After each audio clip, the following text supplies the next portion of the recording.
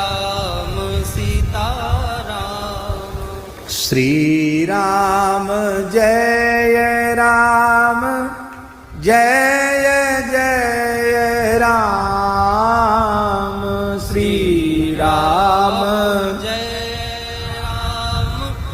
जय जय राम श्री राम जय राम जय जय राम श्री राम जय राम जय जय राम। श्री सीताराम नाम महाराज की, श्री कामधेनु गौ माता की जय। जय जय श्री राधे।